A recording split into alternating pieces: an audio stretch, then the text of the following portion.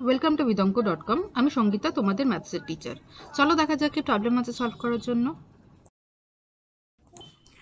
ABCD আয়তক্ষেত্রের AB, BC, CD ও DA বাহুগুলির ওপর যথাক্রমে ই, এফ, জি, এইচ বিন্দুগুলি এমনভাবে অবস্থিত যে এই is equal two BF is equal to CG is equal to DH. প্রমাণ করো যে ই, এফ, জি, এইচ একটি সামান্তরিক। ওকে, তো প্রথমে একটা আমরা আয়তক্ষেত্র আঁকি।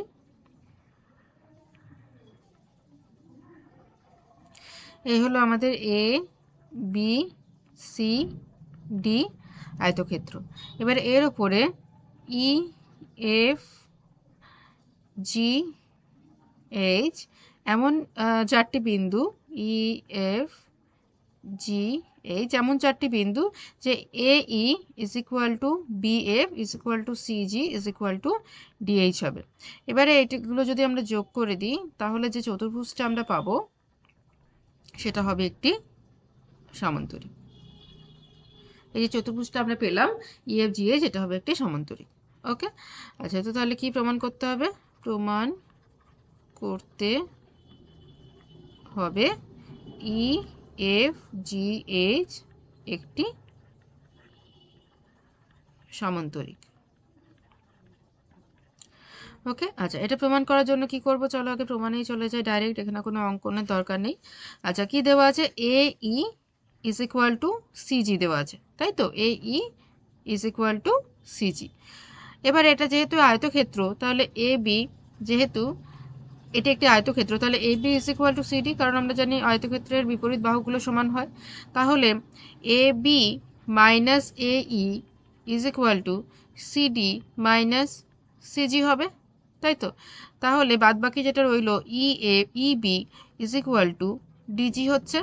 ওকে, তাহলে E B is equal to D G হচ্ছে।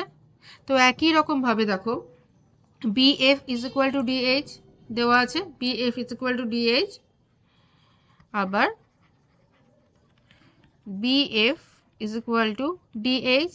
আবার আয়তক্ষেত্রে বিপরীত বাহুগুলো সমান, তাহলে যেহেতু B C is equal to D A, তো আমরা তাহলে বলতে পারি যে B C minus B F is equal to D A minus D H. তাহলে বিসি মাইনাস বিএফ করলে কি থাকছে? এই যে এফসি থাকছে, তাহলে F C is equal to H A হচ্ছে। Okay, therefore F C is equal to H A. Okay, তাহলে কি পেলাম আমরা? আবার ছবিতে চলে যাই। আমরা পেলাম FC is equal to H এ। আচ্ছা, এবারে আমরা এই ত্রিভুজটা আর এই ত্রিভুজটা নিচ্ছি, ঠিক আছে?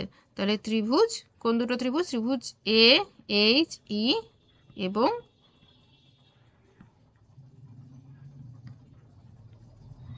ত্রিভুজ সি জি এফ। এই দুটোর মধ্যে দেখো এখন কি কি সমান হচ্ছে পেয়ে গেছো। দেখো আমি ডবল ড্যাশ আর সিঙ্গেল ড্যাশ করে রেখেছি, তাহলে বুঝতেই পারবে A E is equal to C G আর A H is equal to F C. Okay, আর যেহেতু আয়তক্ষেত্র, তাহলে এই অ্যাঙ্গেল এ 90 ডিগ্রি আর এখানে অ্যাঙ্গেল সি 90 ডিগ্রি, তাহলে angle E A H is equal to angle F C G is equal to 90 degree. তাহলে এস এ এস, বাহু কোণ বাহু সর্বসমতা অনুযায়ী আমরা বলতে পারি, ঠিক আছে? এস এ এস সর্বসমতা রুল অনুযায়ী আমরা বলতে পারি ত্রিভুজ এ এইচ ই সর্বসম ত্রিভুজ সি জি এফ। তাহলে সর্বসম ত্রিভুজে অনুরূপ অংশ সমান হয়। তাহলে এই বাহুটা তিনটে ড্যাশ দিয়ে দিই, তাহলে এই দুটোর দৈর্ঘ্য সমান, ঠিক আছে? তাহলে এই দুটোর দৈর্ঘ্য মানে E H is equal to F G. Okay, এটা সমান হলো, এটা দিলাম 1 নম্বর দিলাম। আচ্ছা, এবারে চলে যায় এই দুটো ত্রিভুজ, অন্য যে দুটো ত্রিভুজ আছে, ঠিক আছে? এই দুটো ত্রিভুজ নিয়ে এবার এই দুটো ত্রিভুজে কি হচ্ছে দেখো, ত্রিভুজ ই বি এফ এবং ত্রিভুজ ডি জি এইচ। এই দুটো ত্রিভুজের মধ্যে দেখো B E is equal to D G হচ্ছে, একটা লাইন দিয়ে ইকুয়াল করা আছে, দুটো লাইন দিয়ে ইকুয়াল করা আছে। কোন দুটো? ডি, প্রথমে ইবি নিয়েছি, তো তাহলে বিএফ নিই, তাহলে B F is equal to D H.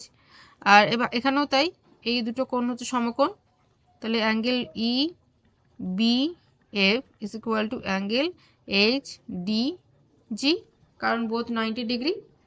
তাহলে এখানেও একই, বাহু কোণ বাহু এস এ এস রুল অনুযায়ী ট্রায়াঙ্গেল ই বি এফ হচ্ছে ট্রায়াঙ্গেল ডি জি এইচ এর সাথে সর্বসম, তাহলে অনুরূপ অংশ সমান মানে এখানে এটার সাথে, ওকে, এটার সাথে এটা সমান, তাহলে এই দুটো কি হচ্ছে ইএফ, তাহলে EF is equal two GH.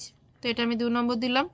এবারে দেখো 1 আর 2 থেকে আমরা কি পাচ্ছি, এই যে চতুর্ভুজটা আমরা পেলাম ই এফ জি এইচ, এই চতুর্ভুজের বিপরীত বাহুদ্বয়ের দৈর্ঘ্য সমান, বিপরীত বাহুদ্বয় সমান। তো এবং আমরা জানি সামান্তরিকের ধর্ম হচ্ছে সামান্তরিকের বিপরীত বাহুগুলো সমান হয়, তাহলে সামান্তরিকের ধর্মের সাথে মিলে যাচ্ছে।